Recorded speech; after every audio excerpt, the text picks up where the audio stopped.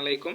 আমি মোহাম্মদ মেহেদী হাসান মুন্না। আমি বর্তমান Sheikh Rehana textile engineering college গোপালগঞ্জে লেভেল 1 টার্মিকে অধ্যয়নরত আছি। আজকে আমি যে টপিক নিয়ে আলোচনা করব তা হচ্ছে which specific area of textile and apparel industry you want to change.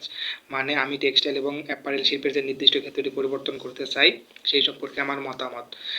আমরা বিভিন্নভাবে টেক্সটাইল এবং অ্যাপারেল ইন্ডাস্ট্রির পরিবর্তন করতে পারি। তার মধ্যে গুরুত্বপূর্ণ হচ্ছে যেভাবে পরিবর্তন করতে পারবো তার মধ্যে কিছু উল্লেখযোগ্য হচ্ছে পরিবেশ বান্ধব উপকরণ, পানির ব্যবস্থাপনা ইত্যাদি।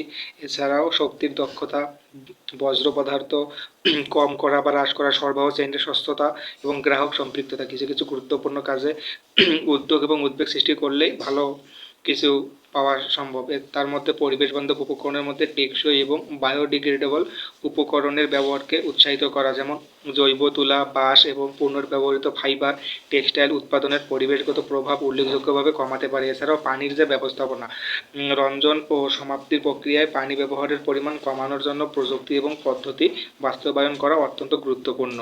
এর মধ্যে পানিবিহীন রন্ধন প্রযুক্তি গ্রহণ, উৎপাদনের সুবিধাগুলির জন্য পানির পুনর্ব্যবহার অন্তর্ভুক্ত। আমরা জানি টেক্সটাইল সেক্টরে প্রচুর পরিমাণ পানির প্রয়োজন হয়, তাই পানির সঠিক ব্যবহার আমি গুরুত্বপূর্ণ বলে মনে করি। এছাড়াও শক্তির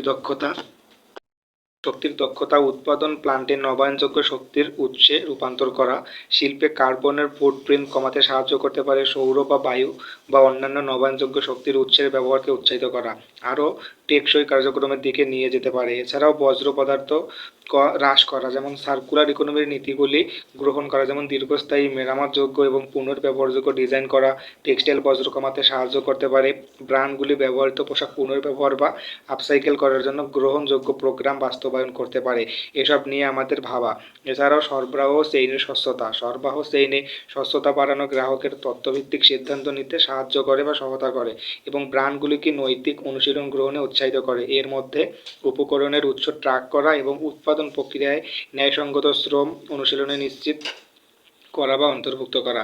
গ্রাহক সম্পৃক্ততা বাড়ানো, গ্রাহকদের তাদের ক্রয় সিদ্ধান্তের পরিবেশগত এবং সামাজিকগত প্রভাব সম্পর্কে সচেতন করা। সংস্কৃতি গড়ে তুলতে সাহায্য করা, দ্বিতীয় হাত কেনা বা উচ্চমানের টেকসই পণ্যের বিনিয়োগ করার মতো সচেতন ভোক্তা আচরণও বজ্র হ্রাসে অবদান রাখতে পারে।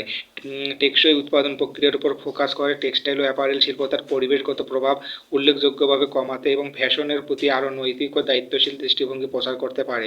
আশা করি উপরোক্ত দিকগুলো আমরা সঠিকভাবে পালন করলে এবং উপরোক্ত দিকগুলো নিয়ে সচেতন হলে অদূর ভবিষ্যতে টেক্সটাইল এবং অ্যাপারেল ইন্ডাস্ট্রিতে